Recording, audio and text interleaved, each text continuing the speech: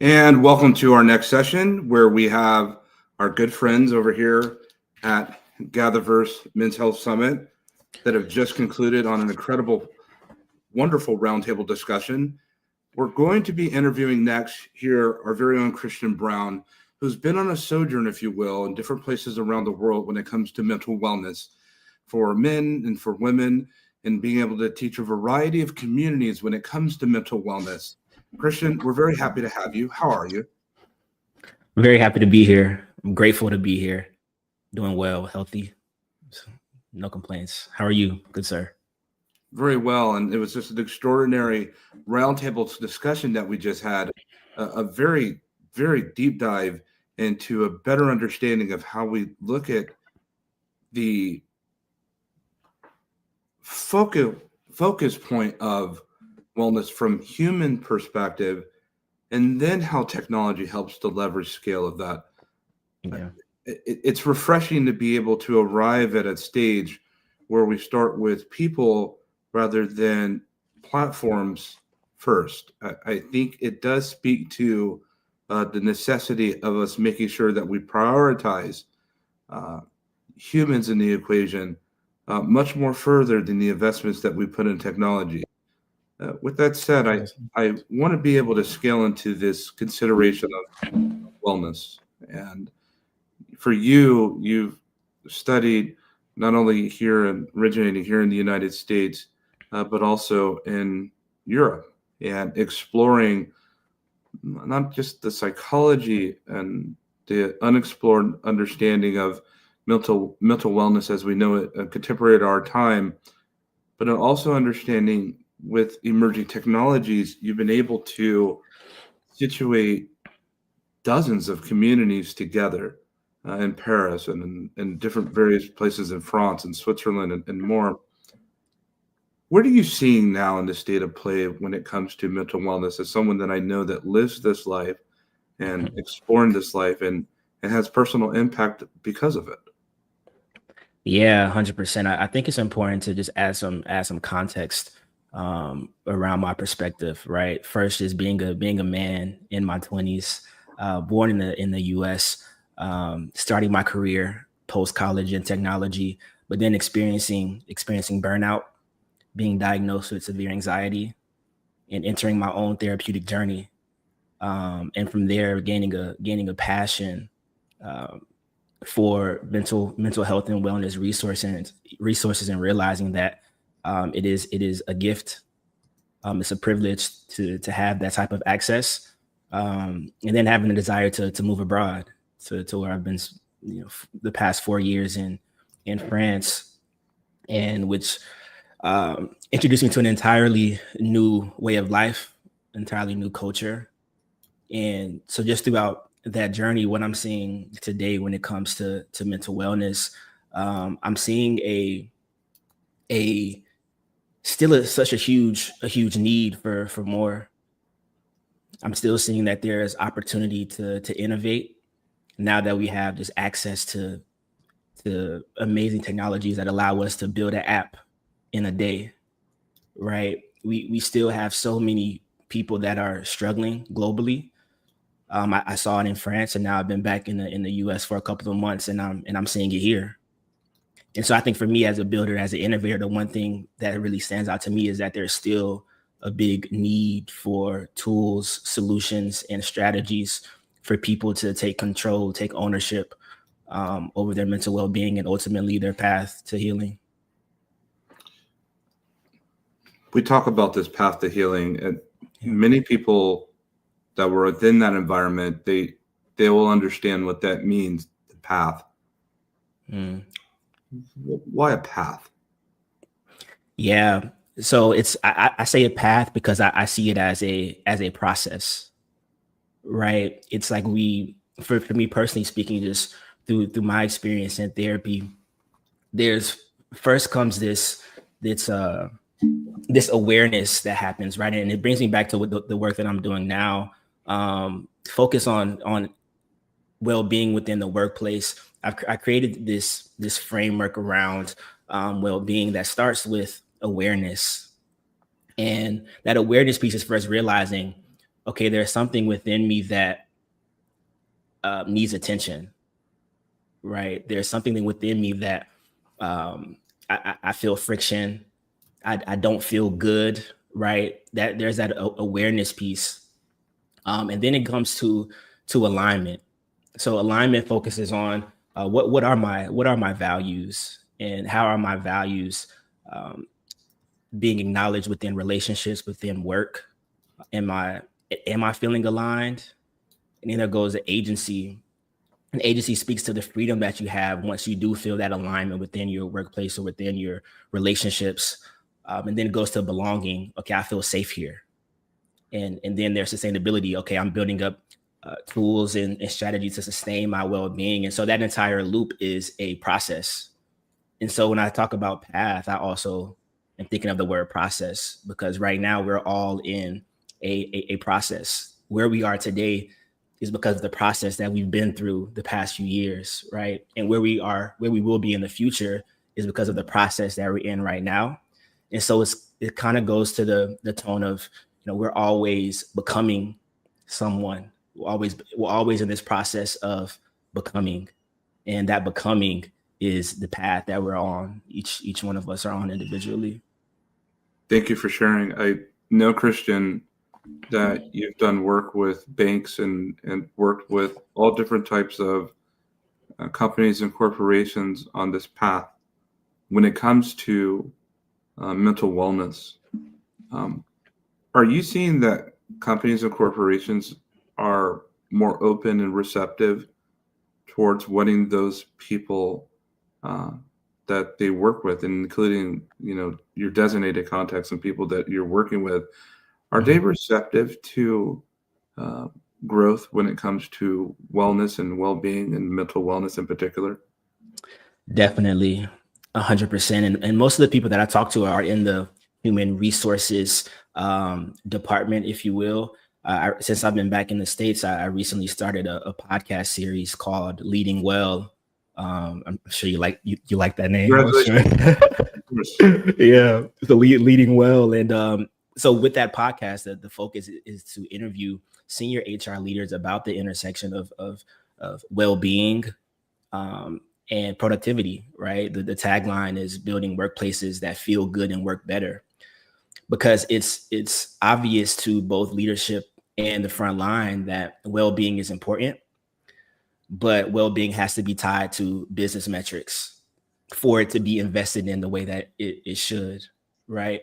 And so to answer your question, the need is definitely there. It's obvious, but the kind of the gap that still exists is, okay, what metrics exist to where I can clearly see a ROI on investing in the well-being of my people, right? So being able to speak to things like, okay, retention, turnover, productivity, engagement, right?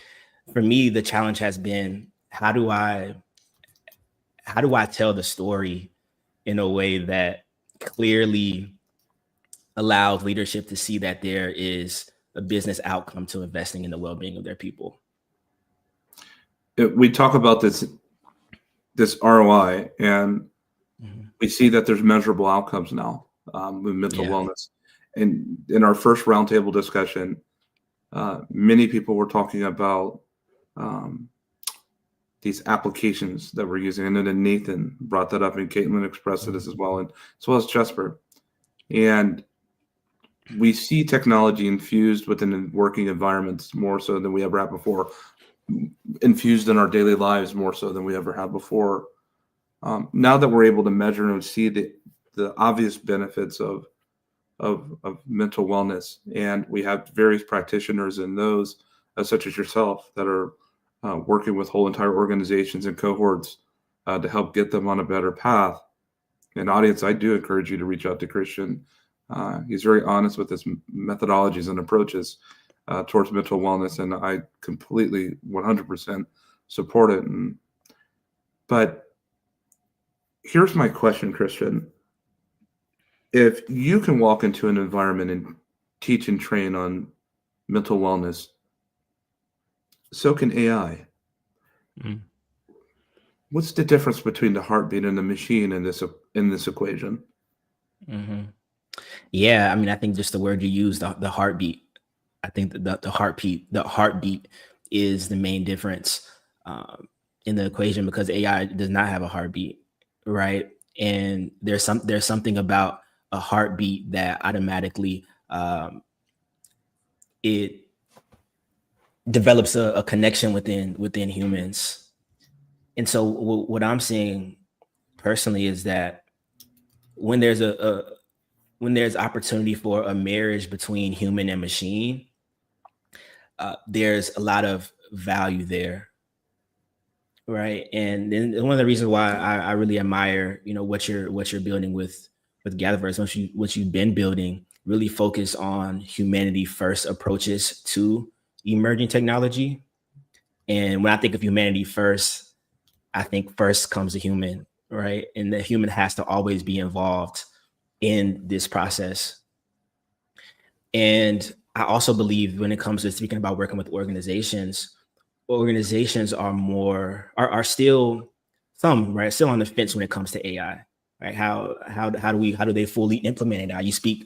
You spoke about me working with a bank, and I worked with a bank in Switzerland, and huge bank, and they hadn't even implemented AI into their systems, right? Not even just on AI, but on any level, just because maybe because of their bureaucracy there, but also just because it's still a growing technology, right? And so when a human is able to come in and say, "Hey, I'm leading this, right? This is something that I'm doing based on my experience and my research, and my studies, but I'm bringing in this tool to optimize and to add value, and this is how it adds value." I think there's an opportunity that practitioners have to also become educators when it comes to AI too, and that's also a role that I've excited about, right? Educating on AI as well, especially since my foundational belief is humanity first. I think that all practitioners and all of those that work in horizontally in every industry that has the capacity to understand emerging technologies as a whole um, is in need to become educators in this particular time. I really like and appreciate that you said that, is because you'll come out of school and you'll have graduated from whatever vocation, university or college that you come from, or school, and you didn't know that you were going to be challenged, if you will, with artificial intelligence, for example, or working in spatial environments, for example. And there's a learning curve that you weren't given when you were educating on becoming whatever it is that you're going to become in life as far as your career path. And so now we find ourselves with this technology that's quite capable, and it is, quite capable of teaching and learning and guiding. And people are using artificial intelligence every single day throughout the day. But then at the same time, as you've expressed, there's those organizations that haven't even touched it. And Yeah. the real concern is that there's such a disbalance when these organizations do use it. They see that it's capable. They don't understand the need to have a human in the loop, is because there are things that artificial intelligence cannot fulfill that simply a human can. It goes to the Maslow's paradox. What's easy for AI is hard for humans, but what's easy for humans is hard for AI. And Mm. I think we should not forget that when it comes to how we adopt and subscribe to technology. Christian, being on that note, because I don't want to stray too far from that into the narrative of this event, Mm. as a man, do you find it increasingly difficult to find resources and solutions towards this wellness path? Or are you finding that there's an abundance of information available? And if then within that abundance, that this information available is good and useful information? Or is there a need to continue to grow towards contributing towards current resources because of the need to adapt contemporary to our time to new situations, environments, and given the volatility of life and the planet and Earth, and the political theater and things that are happening, non-political? Do you find that there's not enough resources, or there are enough resources to be able to help get people towards that next day? Yeah, great question. For me personally, in my own experience as a man, I think there's a plethora of information right now, especially with AI. So many resources, but I believe there's a gap when it comes to community, especially as a man. Um, and and this hits me close because I have spent the past 4 years overseas, away from home, away from my childhood friends, and having to come back to Atlanta and rebuild community from a more mature place. It's been challenging, um, because I think as men we do have a responsibility to lead, right? We have a responsibility, to to be providers and protectors and cultivators and all these things. But it can be lonely, right? It can be lonely, especially as a man pursuing healthy relationships, right? I think there's so many so many toxic I think toxic environments for men. There's so many toxic Sure. circles, right, for men. And so once you do decide to commit to the path of healing, it can be hard to find other brothers who are also on that same path that you can go on the journey with, right? And I think it speaks to just the loneliness, epidemic that has been prevalent for a long time, right? It's like Harvard has the longest study, on loneliness, right? And loneliness being one of the detriments to happiness. And so what I feel personally, and what I see is that for men there's so many resources, right? But when it comes to the human connection, there has to be communities that exist to support the men who are committing to living healthy lives. I agree, and I salute that. Thank you, Christian Brown, so much for having us. The opportunity to be able to sit with you and explore. We look forward to hearing more of your sentiments for day one and day two of GatherVerse. And Thank you, coming Chris. up now, audience, we have an extraordinary roundtable discussion with those that really have come to bring us a cadre of information that we certainly haven't been equipped with before. Thank you, Christian. Our gather Thank as you, brother. well. And for our next roundtable, may our gather be well.